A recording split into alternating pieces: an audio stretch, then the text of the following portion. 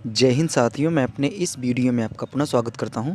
हम लोग बात कर रहे थे एग्ज़ाम रिवीजन 2024 और आज हम लोग बात करेंगे क्लास 10 सोशल साइंस यानी कक्षा 10 सामाजिक विज्ञान से जो एमसीक्यू टाइप के इंपॉर्टेंट जो प्रश्न होते हैं उन पर आज हम लोग बात करेंगे। तो इस वीडियो में हम लोग 50 प्रश्नों पर बात करेंगे जो एमसीक्यू टाइप के होंगे और ये बोर्ड एग्ज़ाम में हर साल पूछे जाते हैं। तो अगर आप इस पूरा वीडियो को आप देख लेते हैं 50 पूरा प्रश्न, तो गारंटी है कि आप 20 प्रश्नों में से ज़्यादा प्रश्न आप आसानी से कर पाएंगे। तो वीडियो को पूरा देखें, उम्मीद करूंगा आप अच्छा से अच्छा कर पाएंगे एग्ज़ाम में। तो चलिए आइए स्टार्ट करते हैं पहले प्रश्न से। इसमें देखिए प्रश्न में आपसे एमसीक्यू टाइप में क्या क्या पूछ सकते हैं। इसमें कह रहा है कि इटली का एकीकरण किसके नेतृत्व में किया गया था। तो इटली का जो नेतृत्व मतलब एकीकरण जो है वो ग्यूसेप गैरीबाल्डी, ये नाम आपको याद रखना है, ग्यूसेप गैरीबाल्डी। ये इनके मतलब नेतृत्व में इटली का एकीकरण किया गया था। अगला है दूसरा प्रश्न पूछ सकता है कि संसदीय प्रजातंत्र की स्थापना किस देश में सर्वप्रथम हुई थी। यानी जो संसदीय व्यवस्था हमारे देश में लागू है, संसद वाला नियम, तो ये सबसे पहले किस देश में हुआ था। तो ये ग्रेट ब्रिटेन यानी यूके में हुआ था और ये 1707 से 1800 के दरमियान में ये मतलब संसदीय प्रजातंत्र लागू हुआ था। अगला प्रश्न आपसे पूछ सकता है कि श्रीलंका में निम्नलिखित में से कौन सा बहुसंख्यक वर्ग, जैसे देखिए यहाँ पे हालांकि ऑप्शन तो मैंने नहीं दिया है, फिर भी मैंने निम्नलिखित लिख दिया है। तो इसका मतलब आपसे एग्ज़ाम में ऐसे पूछेगा, श्रीलंका में निम्नलिखित में से कौन सा वर्ग बहुसंख्यक है। यानी जैसे अपने भारत की बात करें तो इसमें जैसे हिंदू हैं, मुस्लिम हैं, पारसी हैं, जैन हैं, बहुत से धर्म के लोग रहते हैं। तो किसका मतलब अगर कहेंगे अधिक संख्या में कौन है, तो जैसे अपने भारत में की बात करें तो अधिक संख्या में हिंदू हैं। तो उसी तरह पूछ रहा है कि श्रीलंका में कौन सा वर्ग है जो बहुसंख्यक यानी उनकी संख्या सबसे अधिक है। तो सिंहली एक, जैसे अपने भारत में हिंदू है तो उसी तरह श्रीलंका में सिंहली है जो 74% वहाँ पे आबादी है, और दूसरे नंबर पे तमिल है जिनकी आबादी 18% है। ठीक है, अगला प्रश्न श्रीलंका से ही है। इसमें कह रहा है कि श्रीलंका में 1956 में किस भाषा को कानून बनाकर राजभाषा घोषित कर दिया। तो वो भाषा है सिंहली। यानी यहाँ पे जो बात करें मतलब धर्म की बात कर रहे हैं सिंहली, उसी धर्म की भाषा भी है सिंहली। ठीक है, जैसे अपने यहाँ भारत में हिंदू की संख्या ज़्यादा है तो यहाँ पे भारत मतलब जो भाषा मातृभाषा है वो हिंदी है। उसी तरह यहाँ पे सिंहली जो मतलब प्रजाति है, कह सकते हैं कि धर्म जो है वहाँ पे उनकी संख्या ज़्यादा है, जिस वजह से सिंहली भाषा यहाँ की मातृभाषा है। अगला प्रश्न है बेल्जियम में किस प्रकार की सरकार है। तो बेल्जियम में संसदीय लोकतंत्र और संवैधानिक राजशाही सरकार है। अगला है प्रश्न कि प्रति व्यक्ति आय से क्या तात्पर्य है, यानी प्रति व्यक्ति आय क्या चीज़ है। तो प्रति व्यक्ति आय की परिभाषा में आप कहेंगे कि राष्ट्रीय आय में जनसंख्या यानी उस देश की राष्ट्रीय आय क्या है और उस देश की राष्ट्रीय आय में से उस देश में कितनी जनसंख्या है उसका भाग करने से जो हमें प्राप्त होता है उसे हम लोग प्रति व्यक्ति आय बोलते हैं। ठीक है, अगला है कि कौन सा संगठन मानव विकास रिपोर्ट तैयार करता है। तो इसमें इसका जवाब हो जाएगा संयुक्त राष्ट्र विकास कार्यक्रम। इसको शॉर्टकट में यूएनडीपी भी कहते हैं, यूनाइटेड नेशन डिपार्टमेंट प्रोग्राम। तो ये यूएनडीपी का पूरा नाम है। इसको हिंदी में संयुक्त राष्ट्र विकास कार्यक्रम, सॉरी यहाँ पे मैंने क्या बोला, यूनाइटेड नेशन डेवलपमेंट डिपार्टमेंट नहीं, डेवलपमेंट प्रोग्राम। ठीक है, अगला प्रश्न है भारत में किस राज्य की प्रति व्यक्ति आय सर्वाधिक है।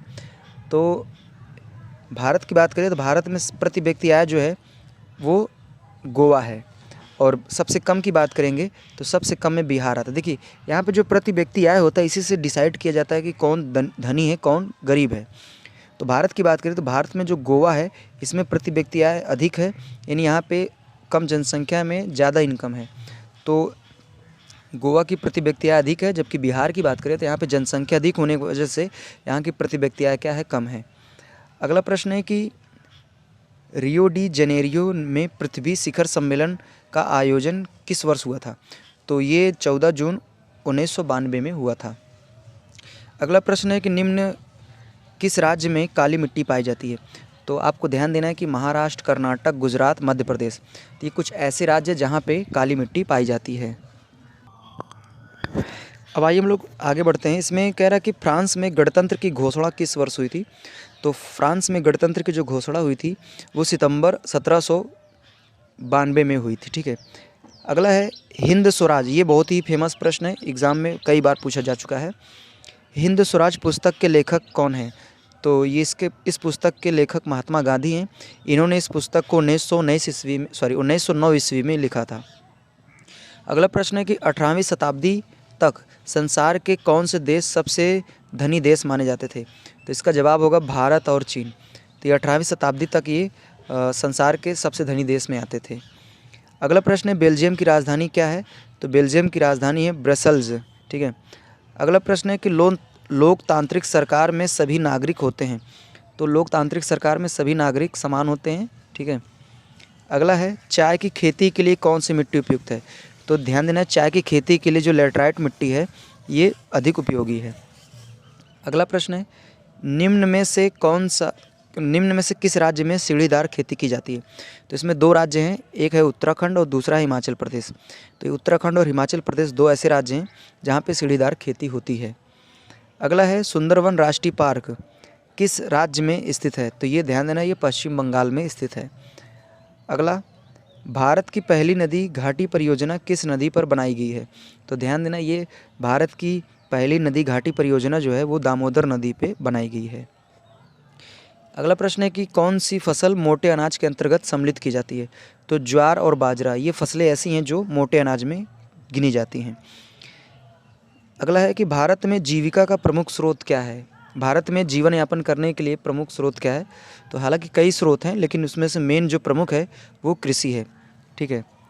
अगला भारत प्रमुख रूप से किसका आयात करता है?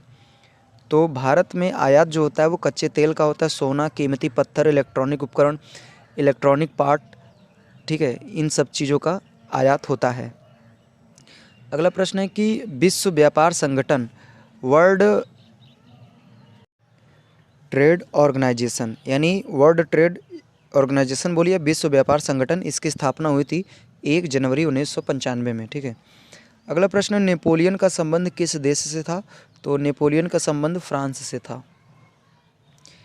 अगला है कि करो या मरो का नारा किसने दिया था या किसके द्वारा दिया गया था? तो ये महात्मा गांधी के द्वारा दिया गया था और ये 8 अगस्त 1942 में दिया गया था। ठीक है।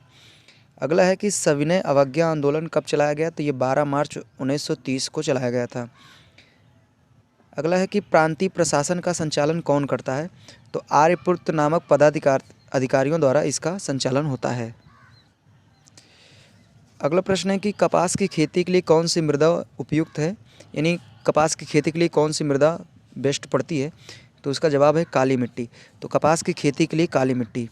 और अभी मैंने इससे पहले बात किया था चाय की खेती के लिए, तो चाय की खेती के लिए जो मिट्टी उपयुक्त है वो लेटराइट मिट्टी है। और बात करें अगर कपास की खेती के लिए तो इसके लिए काली मिट्टी उपयुक्त है। अभी से एक पहले प्रश्न आया था कि उसमें काली मिट्टी कहाँ पाई जाती है। तो ये सब प्रश्न जो होते हैं ना मिट्टी से संबंधित, ये बहुत इंपॉर्टेंट होते हैं और एग्ज़ाम में पूछे जाते रहते हैं। अगला है कि सलाल बांध किस नदी पर बना है? तो ध्यान देना, ये चिनाब नदी है, उस पर ये सलाल बांध बना हुआ है। अगला प्रश्न है कि प्रोजेक्ट टाइगर किस वर्ष प्रारंभ किया गया? तो ध्यान देना, इस जो प्रोजेक्ट टाइगर है ये 1973 ईस्वी में प्रारंभ किया गया। अगला प्रश्न है कि किसे औसत आय भी कहते हैं? तो जो प्रति व्यक्ति आय होती है उसी को हम लोग औसत आय भी कहते हैं। अगला प्रश्न है कौन सा क्षेत्रक सबसे अधिक रोजगार देता है? तो ये कृषि क्षेत्रक है जो सबसे अधिक रोजगार देता है और भारत में 50 से 60% लोग कृषि करते हैं। ठीक है। तो कृषि एक ऐसा क्षेत्र है जो कि सबसे अधिक रोजगार देता है और ये प्राथमिक क्षेत्र में आता है। अगला प्रश्न है कि औपचारिक ऋण सबसे अधिक किस वर्ग के लोगों को मिलता है? तो जो उच्च वर्ग के लोग होते हैं, उच्च आय वर्ग यानी जिनकी इनकम अच्छी होती है, जो अमीर लोग होते हैं उनको औपचारिक ऋण दिया जाता है। ठीक है। अगला प्रश्न है कि नेपाल में लोकतंत्र की स्थापना कब हुई थी? तो 24 अप्रैल 2006 में। अगला प्रश्न है कि एक मार्ग किस वस्तुओं के लिए प्रमाणित चिन्ह है? तो जो एक मार्ग है ये खाद्य पदार्थों जैसे दाल, अन्न, तेल, सब्जी, फल, इन चीज़ों के लिए एक मार्ग प्रमाणित चिन्ह है। अगला प्रश्न है कि ऑटो वान बिस्मार्क का संबंध किस देश से था? तो ये जर्मन से था इनका संबंध। अगला प्रश्न है कि महात्मा गांधी दक्षिण अफ्रीका से वापस कब लौटे थे? तो देखिए वापस लौटने की बात करेंगे तो ये 9 जनवरी 1915 में वापस लौटे थे। और ये अगर पूछा जाए कि दक्षिण अफ्रीका गए कब थे तो ये 1893 ईस्वी में गए थे। हाँ, ये भी पूछ सकता है कि जैसे जब वो गए थे तो कितने वर्ष के थे, तो 1893 में जब गए थे तो वो 24 वर्ष के थे उस टाइम, और जब ये वापस आए थे 1915 में तो उस टाइम इनकी उम्र 45 वर्ष थी। ठीक है। अगला प्रश्न है कि वर्तमान में कुल कितने राज्य हैं, तो अभी वर्तमान में भारत में 28 राज्य हैं। अगला प्रश्न है कि श्रीलंका स्वतंत्र राष्ट्र कब घोषित हुआ, तो 1948 ईस्वी में श्रीलंका स्वतंत्र राष्ट्र घोषित हो गया था। ठीक है। और इसमें से कह रहा है कि कौन सी फसल रबी की फसलें, तो देखिए रबी की फसलों में आपके गेहूँ, चना, मटर, जौ ये सब आती हैं गेहूँ रबी की फसल में। अगला है कौन सा गैर परंपरागत ऊर्जा स्रोत है, तो इसमें गैर परंपरागत ऊर्जा स्रोत में आपके हवा, सूर्य की रोशनी, चक्रवात, ये सब चीज़ें गैर परंपरागत स्रोत में आते हैं। अगला प्रश्न है कि भारत में मताधिकार की आयु क्या है, यानी भारत में कितने वर्ष के लोग, मतलब कितने वर्ष के आप होंगे तो वोट डालना आप स्टार्ट कर देंगे। तो आप अगर 18 साल के हो जाते हैं तो भारत में वोट डालने की जो मिनिमम एज है, अगर आप 18 के हो जाते हैं तो आपका जो वोट डालने का अधिकार है वो प्राप्त हो जाएगा। ठीक है। अगला है कि कृषि किस क्षेत्र में आता है, तो हालांकि अभी मैंने बात किया है कृषि पर। कृषि सबसे अधिक रोजगार देता है और ये प्राथमिक क्षेत्र में आता है। अगला प्रश्न है कि कोरबा प्रसिद्ध है, तो कोरबा किस लिए प्रसिद्ध है, तो सामाजिक और सांस्कृतिक विविधता के कारण ये प्रसिद्ध है। अगला प्रश्न है कि मार्टिन लूथर थे, तो मार्टिन लूथर जो थे ये धर्म सुधारक थे। ठीक है, ये भी प्रश्न इंपॉर्टेंट है, एग्जाम में कई बार पूछा जा चुका है। अगला प्रश्न है कि संयुक्त राष्ट्र संघ यूनाइटेड नेशन ऑर्गेनाइजेशन का मुख्यालय कहाँ पे है, तो ये अमेरिका न्यूयॉर्क में है। तो ध्यान देना है कि जो यूनाइटेड नेशन ऑर्गेनाइजेशन, या इसको हम लोग यूएनओ भी कहते हैं, तो ये अमेरिका न्यूयॉर्क में स्थित है। अगला प्रश्न है कि चौरी चौरा कांड किस वर्ष घटित हुआ था, तो 4 फरवरी 1922 में ये चौरी चौरा कांड घटित हुआ था। अगला प्रश्न है कि झरिया जो है ये किस लिए प्रसिद्ध है, तो झरिया जो है यहाँ पे कोयले की खदान बहुत ज़्यादा प्रसिद्ध है, इसलिए झरिया बहुत ज़्यादा प्रसिद्ध है। तो कोयले की खदान के लिए झरिया प्रसिद्ध है। अगला और लास्ट प्रश्न है इस वीडियो का, इसमें कह रहा है कि भारत में वायु परिवहन का राष्ट्रीयकरण कब किया गया था, तो भारत में वायु परिवहन का राष्ट्रीयकरण जो है 28 अगस्त 1953 में हुआ था। तो हमने यहाँ पे 50 प्रश्नों पर बात की। अगर आप इन प्रश्नों को एक बार पुनः देख के और इनको रिवीजन करके अगर आप एग्ज़ाम में जाते हैं तो उम्मीद है कि आप ज़्यादा से ज़्यादा प्रश्नों को अटैम्प्ट कर पाएंगे और ज़्यादा से ज़्यादा आप अच्छा नंबर प्राप्त कर सकते हैं। तो यहाँ पे जितने भी प्रश्नों को मैंने लिया सभी प्रश्न सिलेक्टेड हैं जो कई बार एग्ज़ाम में पूछे जा चुके हैं, तो उन्हीं प्रश्नों को यहाँ पर मैंने बात किया है। तो उम्मीद करूँगा आपको भी सारी बातें समझ में आई होगी। तो इसी तरह मिलेंगे हम अगली वीडियो में, तब तक के लिए जय हिंद, वंदे मातरम।